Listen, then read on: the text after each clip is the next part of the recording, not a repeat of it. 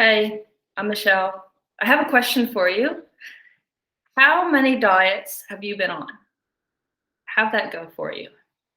Were you like me? Were you on again and off again only to regain the weight and then some? Look, I get it. Seeking the holy grail to weight loss was my go to for most of my life. Honestly, I felt so out of control around treat foods that I didn't even trust myself to have them in the house. I'd even throw out perfectly good cookies just to prevent myself from eating them. Until I applied the empowered eating principles in my life, I spent most of my time alternating from being good and controlling everything I ate to completely losing my shit on the weekends. With fingertips covered in melted chocolate, I swore that come Monday, I would be back on the wagon and I would sort out my eating once and for all. I was lured in by every new shiny diet, promising to make me superhuman and skinny, from Weight Watchers to keto. I have tried them all, only to begin the overeat, repent, repeat cycle all over again and again and again.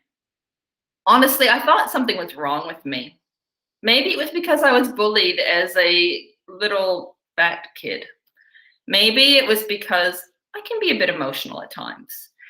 And maybe I just thought maybe I thought I just needed to sort out these emotional triggers once and for all. I mean, surely a successful, intelligent woman should be able to get her shit sorted around food.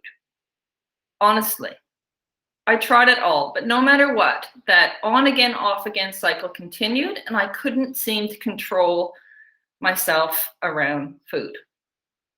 Until a few years ago, somebody suggested to me this crazy idea that maybe it wasn't a personal defect.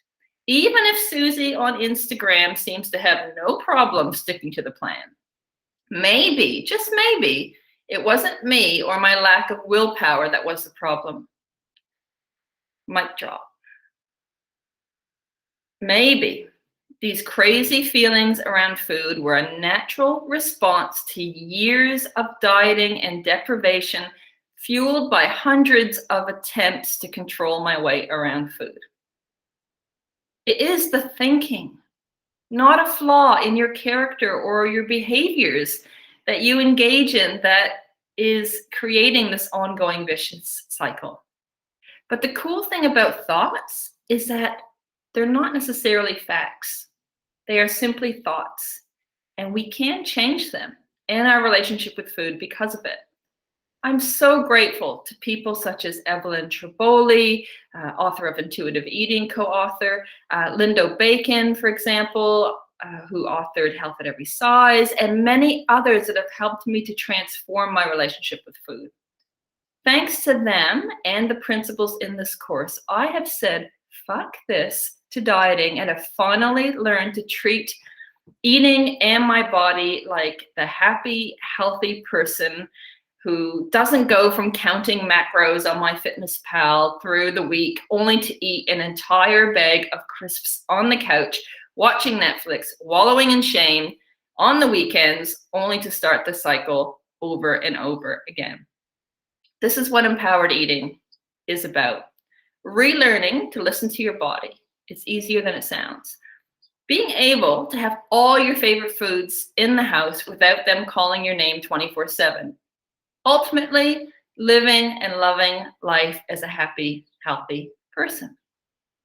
No more spending hours looking for the perfect keto bread that tastes just like the right thing, or just like the real thing. Just showing up at a restaurant without having to analyze the menu.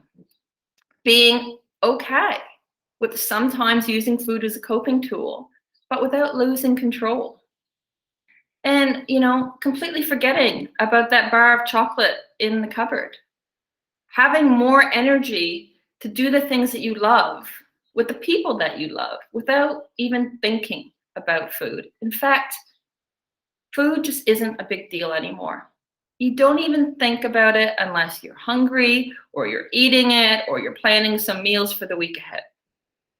If that sounds good, get in touch with me or click that enroll button. Nothing makes me happier than helping others who have been on a similar journey to mine. So let's do this.